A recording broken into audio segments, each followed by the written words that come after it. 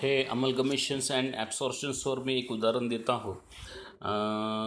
तशी अमलगमेशन्स अँड ॲब्सॉर्प्शन्सच्या एंट्र्या ह्या जवळपास वेंडर आणि परचेसरच्या बुक्समध्ये म्हणजे सेमच असतात. कारण अमलगमेशन्समध्ये ए अँड बी कंपनी ते अमलगमेट इन सी, म्हणजेच ए आणि बी यामध्ये वेंडर झाल्या आणि सी कंपनी ही परचेसर झाली. परंतु ॲब्सॉर्प्शन्समध्ये ए कन्वर्टेड ॲब्सॉर्ब इन बी, म्हणजेच बी ही परचेसर आणि ए ही वेंडर. तर अशा थोडंसं मग पण एंट्र्या त्यांच्या जवळपास सारख्याच असतात.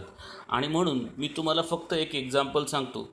तर हे या ठिकाणी बघा, ए आणि B limited converted in the amalgamate in C company limited. आता ए कंपनीला काय मिळणार आहे, तर त्यांनी बघा, त्यांनी काय म्हटलं, the assets and liability are be taken over the books value for the shares in C limited the rate 5 in C, म्हणजेच 5 शेअर्स म्हणजे त्यांनी दिलेलं आहे for in the C limited. का म्हटलं, ठीक आहे, 5 shares in C limited for 10 at the rate of 10% premium for every 4 shares, म्हणजेच 4च्या शेअर्सच्या बदल्यामध्ये 5 शेअर्स ही कंपनीचे दिल्या जात आहे. आता अशा वेळी समजून घ्यायचं, 4च्या बदल्यात जर 5 शेअर दिले जात आहे, म्हणजे इक्विटी शेअर्सचं नंबर ऑफ किंवा अमाऊंट दिलं असेल तर त्याला नेट पेमेंट असे म्हणतात. आता इथं बघा की इक्विटी शेअर्स बी ए लिमिटेडच्या इक्विटी शेअर्सला 4 शेअर्सला 5 शेअर्स दिल्या जात आहे. म्हणजेच तिथं किती नंबर दिल्या जात आहे किंवा किती रुपयाचे दिले जातात असं दिलं असेल तर नेट पेमेंट असे म्हणतात. आणि समजा जर इक्विटी शेअर्समध्ये नेट पेमेंट दिलं नसेल, तो म्हटलं जसं उदाहरणात बघून घ्या आता, की बी लिमिटेडला तो काय देत आहे की डिबेंचरला डिबेंचर देत आहे, प्रिफरन्स शेअर्सला प्रिफरन्स शेअर्स देत आहे सी लिमिटेडची. आणि the equity share holder would be allotted sufficient shares in C limited. आता सफिशियंट म्हटलेलं आहे, तर अशा ठिकाणी सफिशियंट म्हणजे आता इथं नंबर दिलं नाही आहे की 4ला 5, 5ला 4 वगैरे, किंवा इतके लाख रुपयाचे शेअर्स वगैरे असं दिलं नसल्यामुळे हे आता पेमेंट ही नेट ॲसेट्स मेथड झालेलं आहे. आता तुम्हाला कन्फ्युजन दूर झालं तुमचं, की लक्षात आलं की नेट पेमेंट कसं असते, की इक्विटी शेअर्सचं पेमेंट दिलेलं असेल नंबर ऑफ शेअर्समध्ये किंवा अमाऊंटमध्ये, तर ते नेट पेमेंट मेथड असो आहे. आणि इक्विटी शेअर्सला पेमेंट दिलं नसेल, समजून जा की इतके म्हणजे इतके नंबर किंवा इतके रुपयाचे, तर ते नेट ॲसेट्स मेथड आहे. तर आता त्यांनी बघा, बी लिमिटेडचं नेट ॲसेट्स मेथड आहे, ए लिमिटेडचं नेट पेमेंट आहे. आणि म्हणून बी लिमिटेडचं त्यांनी असं म्हटलेलं आहे की सगळे ॲसेट्स कशा ठेवता म्हणतो तो, प्लांट अँड मशिनरी 10% रिड्युसिंगमध्ये घेता येतो. त्याच्यानंतर डेटर हे 5% डेटर आहे, म्हणजे RDD आहे तिच्यावर. आणि इक्विटी शेअर्स बी लिमिटेड वेअर इश्यू 10% प्रीमियम. ठीक आहे. तर त्याच्यानंतर पुढे काय म्हटलेलं आहे, ह्या दोघांची बॅलन्स शीट दिलेली आहे तुम्हाला, ए आणि बीची. आता मी तुम्हाला बघा कॅल्क्युलेशन ऑफ परचेस कन्सिडरेशन काढून दाखवलेलं आहे. तर कॅल्क्युलेशन ऑफ परचेस कन्सिडरेशनमध्ये बघा, एमधल्या ॲज पर पेमेंट मेथड आणि बीमध्ये म्हटलं नेट ॲसेट्स मेथड. आता पेमेंट मेथड म्हणजे डायरेक्ट पेमेंट येणार, मग कोणत्याला मिळणार आहे, तर ए कंपनी जो फक्त इक्विटी शेअर्स होते, त्यांच्याकडे ना डिबेंचर होते आणि ना त्यांच्याकडे प्रिफरन्स शेअर्स होते. डिबेंचरच्या बाबतीमध्ये लक्षात घ्या की डिबेंचरच्या पेमेंट दिलं असेल तर त्याच्यात 3 एंट्र्या होतात. म्हणजेच एक त्या डिबेंचरचं कमी जास्त पेमेंट केलं असल्यास तो लॉस किंवा त्याला प्रीमियम किंवा डिस्काउंट असे म्हणतात. म्हणजे उदाहरणार्थ 1 लाखाचं जर डिबेंचर असेल समजा, तर त्याला 80,000 देत आहे, तर 20,000 तुम्ही कमी देता, म्हणजे कंपनीला फायदा होता, तो 20,000 रुपयाचा फायदा हा रिअलायझेशनच्या क्रेडिटमध्ये जाणार. आणि समजा 1 लाखाचे डिबेंचर असेल, त्याला तुम्ही 1,20,000 देत असेल, तो रिअलायझेशनच्या डेबिटमध्ये जाणार ॲज अ प्रीमियम म्हणून. डिस्काउंटवर तुम्ही जास्त पेमेंट करत आहात. तर बघा, याच्यामध्ये तुम्ही ए कंपनी आणि बी कंपनी, तर ए कंपनीकडे डिबेंचर नव्हते, प्रिफरन्शियल शेअर्स नव्हते आणि इक्विटी शेअर्स होते फक्त. तर त्यांनी बघा, इक्विटी शेअर्सला त्यांनी म्हटलं का, ए लिमिटेडचं सरळ बघा तुम्ही, की त्यांनी म्हटलं की ए लिमिटेडचे इक्विटी शेअर्स किती होते बघा, 40,000 इक्विटी शेअर्स होते. 4 लाखाचं कॅपिटलला बघून घ्या, 4 लाखाचं कॅपिटलला 10 रुपयाचं एक शेअर्स आहे. आणि म्हणून 40,000 शेअर्स, 4च्या बदल्यात 5 आणि 10% प्रीमियमवर 10 रुपयाचा शेअर्स 10% प्रीमियम म्हणजे 11 रुपयात. म्हणून 4च्या बदल्यात म्हणजे 50,000 शेअर्स 11 रुपयाचे एक म्हणजे 5.5 लाख रुपयाचे शेअर्स मिळणार आहे. ए लिमिटेडच्या शेअर होल्डरला सी लिमिटेडचे शेअर्स मिळणार आहे. म्हणून बघून घेत मी 3 नंबरला तो इक्विटी शेअर होल्डरला का मिळणार आहे, ए लिमिटेडच्या इक्विटी शेअर्स होल्डरला मिळणार आहे. 40,000 शेअर होल्डरला 50,000 शेअर्स मिळणार आहे. 11 रुपयाचे एक 5.5 लाखाचे शेअर्स मिळणार आहे. म्हणून इथं पेमेंट दिलेलं आहे कोणाचं, इक्विटीचं, म्हणून हे नेट पेमेंट आहे. पण इथं तुमच्या बीमध्ये बघा सफिशियंट अमाऊंट म्हटलेलं, तो कसा काढला तर अगोदर इथं बघून घ्या. नेट पेमेंट नेट ॲसेट्स मेथडमध्ये प्लांट अँड मशिनरीचं 10% कमी केलं, स्टॉकचं ॲज इज प्राईस आहे, डेटरचं 5% कमी करून घेतलं आणि बँक ॲज इट इज करून घेतलं, मायनस क्रेडिटर घेतलेलं आहे. आता लक्षात घ्या की हे जे क्रेडिटर आहे, समजा डिबेंचरचं पेमेंट दिलं नसतं तर हे डिबेंचर इथं आले असते कुठं, क्रेडिटरच्या ठिकाणी, परंतु पेमेंट दिलं असल्यामुळे डिबेंचर खाली येणार आता. आणि समजा डिबेंचरचं पेमेंट दिलं नाही आहे तर त्या 3 एंट्र्या होणार नाही, ज्याला D3 आपण कसं मी तुम्हाला पुढे सांगतो मग की याचे 3 एंट्र्या होणार नाही. तर म्हणून इथे आता बघा डिबेंचरचं पेमेंट दिलं असल्यामुळे ते पेमेंटमध्ये येणार आहे, इकडे क्रेडिटरच्या सोबत येणार नाही. क्रेडिटरच्या सोबत जर आलं तर त्याची एक्स्ट्रा एंट्री होत नाही 3 एंट्र्या. ओके, तर आता हे आलं तुमचा नेट ॲसेट्स किती आलं, 7,77,500. आता इथे बघा प्रेफरन्शियल शेअर होल्डरला सी कंपनीचा प्रेफरन्स शेअर देण्यात येत आहे. 3,000ला 5च्या बदल्यात 4 देत आहे शेअर. तो किती, 5च्या बदल्यात 4. हे बघून घ्या इथं म्हटलेलं आहे त्यांनी 2 नंबरला द प्रेफरन्स शेअर होल्डर तो म्हटलेला will be allotted 7% preference shares every 5 शेअर्सला किती किती शेअर्स देतात तो, अलॉटेड 4 शेअर्स. हे झेरॉक्समध्ये सॉरी याच्यात आले नाही, allotted 7% preference shares at the rate of 100 each C limited for every 5 shares. म्हणजे 5च्या बदल्या म्हणजे 4च्या बदल्यामध्ये 5च्या बदल्यामध्ये 4 शेअर्स दिल्या जात आहे. आणि म्हणून इथं बघा एकूण 3,000 शेअर्स होते, 5च्या बदल्यात 4, म्हणून 3,000 डिवाइड बाय 5 गुणिला 4 100 म्हणजे 2,40,000चे. तर आता मला सांगा तुम्ही 3 लाखाचे प्रेफरन्स शेअर्स होते या सी लिमिटेडचे. बघा 3 लाखाचे प्रेफरन्स शेअर्स होते, 3 लाखाला काय मिळत आहे, 2,40,000. आता मला सांगा या कंपनीला, या बी कंपनीला फायदा होता ना 60,000 रुपयाचा. किती रुपयाचा फायदा होत आहे, कारण 3 लाखाच्या ऐवजी तो देत आहे त्याला 2,40,000 रुपये. तर हे जे 60,000 आहे हे रिअलायझेशनच्या क्रेडिट बाजूला येणार आहे डिस्काउंट म्हणून. ठीक आहे, कुठे येणार, हे रिअलायझेशनच्या क्रेडिट बाजूला 60,000 रुपये येतील. तर याला आता आपण एंट्र्या करत असताना बघा याची पेमेंट आहे, याचं पेमेंट आहे आणि ह्याचं पण पेमेंट आहे इक्विटीचं. याच्यामध्ये फक्त इक्विटीचे 3 पेमेंट जिथं असते त्याच्यात 3 एंट्र्या. तर आपण प्रेफरन्सला P म्हणतो, डिबेंचरला D म्हणतो, त्या प्रेफरन्सच्या 3 एंट्र्या P1 P2 P3, डिबेंचरच्या 3 एंट्र्या D1 D2 D3 आणि इक्विटीच्या 3 एंट्र्या E1 E2 E3. म्हणजेच आम्ही एक शॉर्ट फॉर्म तयार केलेला आहे, प्रेफरन्स शेअर्सला P, डिबेंचरला D आणि इक्विटीला E. तर यांचं जर पेमेंट असेल तर प्रत्येकाच्या 3 एंट्र्या होतात. आता प्रेफरन्सच्या 3 एंट्र्या होतील, डिबेंचरच्या 3 एंट्र्या होतील आणि इक्विटीच्या 3 एंट्र्या होतील. ठीक आहे, तर त्या 3 कशा होणार मी सांगतो. आणि मग पहिले सुरुवातीला 5 एंट्र्या कंपल्सरी असतात, 5 एंट्र्या कंपल्सरी, ज्याला D1 D2 D3 D4 आणि D5. आता D1 म्हणजेच ॲसेटचं ट्रान्सफर टू रिअलायझेशन.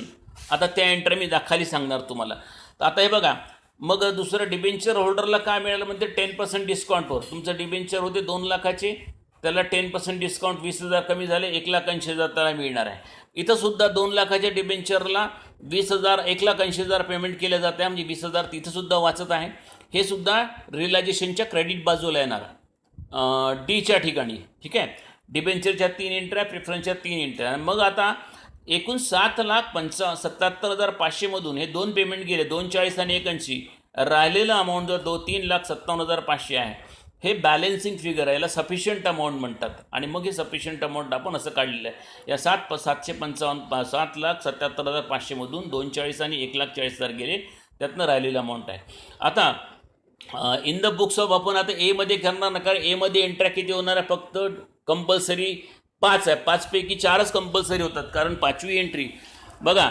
हा ए आणि बी कोण झालेले आहे, ए आणि बी हे वेंडर आहे आणि वेंडरच्या बुक्समध्ये कंपल्सरी 5 एंट्र्या होतात. 5 कोणत्या? पहिली ॲसेट ट्रान्सफर टू रिअलायझेशन्स, दुसरी एंट्री असते लायबिलिटी ट्रान्सफर, तिसरी एंट्री असते त्याच्यानंतर पी सी रिसिवेबल, आणि चौथी एंट्री असते पी सी रिसिव्ह. अशा 4 एंट्र्या, आणि 5वी एंट्री असते लिक्विडेशन एक्सपेंडिचरच्या. ह्या अशा डी म्हणजे सी म्हणजेच कंपल्सरीच्या 5 एंट्र्या असतात. त्याला C1, C2, C3, C4, C5 आम्ही असे म्हणतो आहे. तर C1 म्हणजेच ॲसेट ट्रान्सफर, C2 म्हणजेच लायबिलिटी ट्रान्सफर, C3 म्हणजे पी सी रिसिवेबल, आणि C4 म्हणजे पी सी रिसिव्ड, आणि C5 म्हणजेच लिक्विडेशन एक्सपेंडिचर. जर if the liquidation expenditure paid by vendor. मग जर आता, आणि म्हणून आता एच्या बुक्समध्ये लिक्विडेशन एक्सपेंडिचर दिलंच नाही आहे, म्हणजे C4 आणि इक्विटीच्या 3 एंट्र्या, अशा एकूण 7च एंट्र्या झाल्या असत्या. परंतु आपण आता बीमध्ये शिकवल्या, मी तुम्हाला सांगतो इथं. कारण बीमध्ये आता काय होणार आहे की कंपल्सरीच्या 4 एंट्र्या, C1, C2, C3, C4, 4 एंट्र्या कोणत्या? Asset transfer, liability transfer, P C receivable and P C received. आणि मग 4 एंट्र्या त्या, कारण लिक्विडेशन एक्सपेंडिचर नाही आहे बी केलेला, 4 एंट्र्या त्या. त्याच्यानंतर प्रेफरन्स शेअर होल्डरच्या 3 एंट्र्या. 3 कोणत्या? एक प्रेफरन्स शेअर्सचं कमी जास्त पेमेंट केलं असेल तर त्याला डिस्काउंट आणि प्रीमियमची 1 P1, P2 due to preferential share holder, आणि P3 paid to preferential share holder. अशाच 3 एंट्र्या डिबेंचरच्या होणार.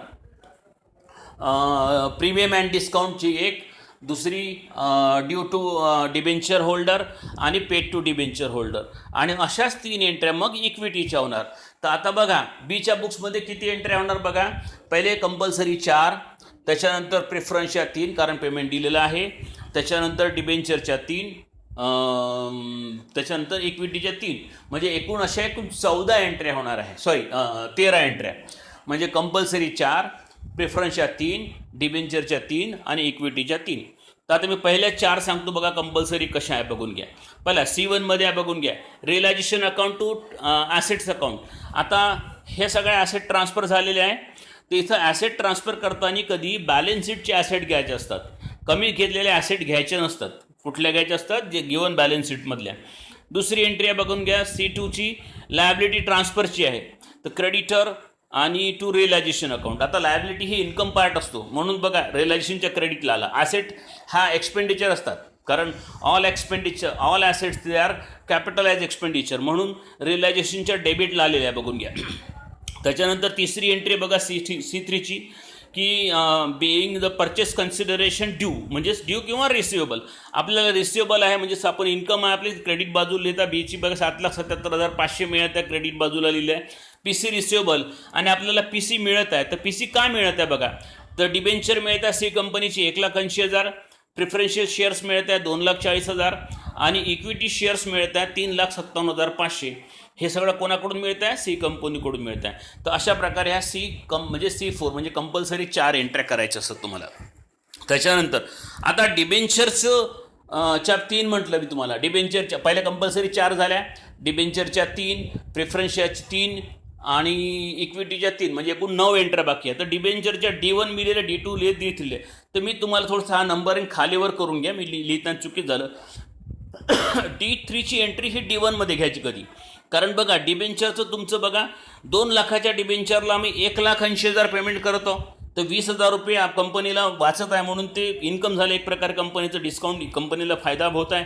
आणि म्हणून 20,000 रुपये हे रिअलायझेशनच्या क्रेडिटला आले बघून घ्या. Debenture holder account debit to realisation account, हे D3ची एंट्री D1मध्ये टाकायची. 20,000 रुपये आपण फायदा झाला कंपनीला रिअलायझेशन्समध्ये. मग आता दुसरी एंट्री करायची D2ची. तर डिबेंचरचे होल्डरला ड्यू आहे आपले किती 2 लाख रुपये, म्हणून 4% डिबेंचर्स अकाउंट डेबिट, म्हणजे डिबेंचरला द्यायची आहे. डिबेंचर होल्डरला कशाबद्दल? 4% डिबेंचरबद्दल 2 लाख द्यायची होती. परंतु आम्ही आता 20,000 रुपये कमी देत आहोत, तो फायदा झाला म्हणून तो रिअलायझेशन क्रेडिटला, म्हणून आम्ही त्यांना देत किती बघून घ्या. Debenture holder account debit to debentures account. पण कोणत्या कंपनीत देतो डिबेंचर त्यांना? आता सी कंपनीत देतो. ते किती देतो? 1,80,000 रुपये देतो. ओके, ह्या झालं तुमच्या डिबेंचरच्या एंट्र्या. तशाच प्रेफरन्सच्या एंट्र्या पण सुद्धा इथं पण तसंच करायचं आहे. हे बघा प्रेफरन्सच्या P1 म्हणतो त्याला आम्ही, प्रेफरन्सला P म्हणायचं. P3ची एंट्री पहिले 1मध्ये टाका आणि मग 1 वाले 2मध्ये तर P2ची एंट्री 3मध्ये घ्या. हे बघा आता प्रेफरन्स शेअर होल्डरला सुद्धा असं झालेलं आहे.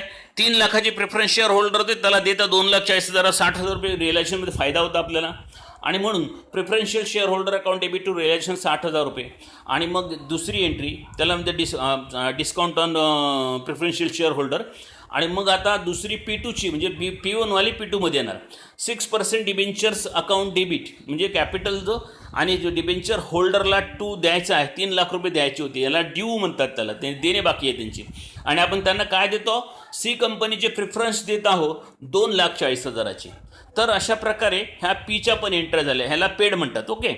आता मग इक्विटी शेअर्स होल्डरची एंट्री E1. आता ते रिअलायझेशनचं माहिती आहे का, वरच्या पूर्ण पहिल्या एंट्रीपासून सी पासून तर डी आणि Pच्या रिअलायझेशनचे डेबिटला अमाऊंट आहे तेवढे लिहायचे आणि क्रेडिटवाले क्रेडिटला लिहायचे. आणि हे जे बॅलन्स निघते ते सगळं बॅलन्स रिअलायझेशनचं क्रेडिट बॅलन्स निघाल्यास तो प्रॉफिट झाला आणि रिअलायझेशनचा डेबिट बॅलन्स निघाल्यास तर लॉस झाला. तर रिअलायझेशनच्या क्रेडिट बाजूला असल्यास इथं बघा रिअलायझेशनच्या क्रेडिट बाजूला आलेला आहे म्हणजे हा लॉस झालेला आहे आणि तो इक्विटी शेअर होल्डर बेअर करतात. तर इथं रिअलायझेशन अकाउंटचं 2,500चं बॅलन्स निघालेलं आहे. तर ते कसं करायचं मी सांगतो बघा, की वरची पहिली एंट्री बघा, रिअलायझेशनचे डेबिट आहे, डेबिटला 950 एक रफमध्ये करून घ्यायचं, 950 डेबिटला. दुसरं क्रेडिट आहे 90,000, तर क्रेडिट बाजूला 90 लिहायची. तिसऱ्यामध्ये रिअलायझेशन क्रेडिट आहे 777,500, 90च्या खाली 777,500, डेबिटला 950 दिसतेच आहे. ओके. तिसऱ्या झालं. मग त्याच्यानंतर हे इकडं बघा, या 2 एंट्रीत रिअलायझेशन नावच नाही आहे. तिसऱ्या एंट्रीत त्या बघा ते पण ते 1मध्ये घेतो आपण. 20,000 क्रेडिट बाजूला येणार आणि इकडे 60,000 क्रेडिट बाजूला येणार. तरी क्रेडिट बाजूची बेरीज तुमची कमी होत आहे. डेबिट बाजूची बेरीज 950 आहे आणि क्रेडिट बाजूची 9,47,500 येईल. 2,500 रुपये जास्त येते आहे म्हणून ते इक्विटी शेअर होल्डरला इकडे जाणार आहे. Equity share holder account debit to realisation account 2,500 रुपये. याला म्हणतात लॉस ऑन रिअलायझेशन. मग इक्विटी शेअर होल्डरला आपल्याला द्यायचे किती होते एकूण बघा, इक्विटी शेअर्सबद्दल 5 लाख द्यायचे होते, परंतु या बी कंपनीला पहिलं ऑलरेडी लॉस झालेला आहे जो ॲसेट बाजूला दाखवलेला आहे. बघून घ्या इथे कॅपिटलबद्दल बी कंपनीला 5 लाख दिसते आणि क्रेडिट बाजूला बघा 1,40,000 रुपयाचं क्रेडिट बाजूला प्रॉफिट अँड लॉस दिसत आहे. म्हणजेच 5 लाखाचं डेबिट मारले 5 लाख. हे बघा इक्विटी शेअरबद्दल डेबिट मारले 5 लाख आणि लॉसबद्दल 1,40,000 क्रेडिट केले म्हणून 5 लाखातून 1,40,000 गेले तर राहिले किती आता 3,60,000. परंतु आपण इक्विटी शेअर होल्डर अकाउंट हे 3,60,000 त्यांना ड्यू आहे. किती आहे त्यांना 3,60,000 रुपये द्यायचे होते. परंतु हे 360मधनं हे 2,500चा लॉस मायनस केलं जाईल ना त्यांच्याकडनं, म्हणून 360मधून 2,500चा लॉस जर गेला तर 3,57,500 येते. म्हणून बघा आपण शेवटी पेमेंट आलं त्यांना equity share holder account debit to equity shares of C company 3,57,700 जे आपल्या PCमध्ये आलं होतं. त्याच्यानंतर आता वेंडर कंपनीच्या फक्त 2च एंट्र्या होतात नेहमीसाठी. दोघांच्या मिळून ॲसेट लिहायचे असतात. मात्र हे ॲसेट लिहित असताना खाली ॲडजस्टमेंटचे ॲसेट घ्यायचे असतात ज्या कमी जास्त झालेले. प्लांट अँड मशिनरी दोघा मिळून घेतलेला आहे, स्टॉक दोघा मिळून घेतलेला आहे, डेटर दोघा मिळून घेतलेला आहे, बँक लिहिलेला आहे आणि क्रेडिटर दोघा मिळून घेतलेला आहे. ए कंपनीला 5.5 लाख रुपये, बी कंपनीला 7,77,500. आणि जर हा फरक या दोनमध्ये याला ॲसेट्स अँड लायबिलिटी ट्रान्सफर म्हणतात. हा फरक जर क्रेडिट बाजूला फरक पडला त्याला रिझर्व म्हणतात आणि हा जर फरक डेबिट बाजूला आला असेल तर त्याला गुडविल असे म्हणतात. या एंट्रीला म्हणतात ही पर्चेसरच्या बुक्समध्ये एंट्री आहे. 2च एंट्री होतात, assets and liability transfer and PC due. तर ही एंट्री अशी असतात. आणि मग ह्या PC ड्यू नाही सॉरी याला आपण किंवा पेएबल म्हणू शकतो. मग हे PC पेएबल आपण ए कंपनीला इतके द्यायचे आहे, बी कंपनीला एवढे द्यायचे आहे. मग ए कंपनीला आणि बी कंपनी मिळून आपण इतकी रुपये रक्कम दिलेली आहे. अशा प्रकारच्या ह्या एंट्र्या केल्या जात असतात. ओके. तर याच्यावर तुम्हाला एक मी नंतर MCQचे काही क्वेश्चन विचारील. ओके. याच्यामध्ये तुम्हाला हा अमलकमिशन ॲब्सॉर्प्शन संपलेला आहे.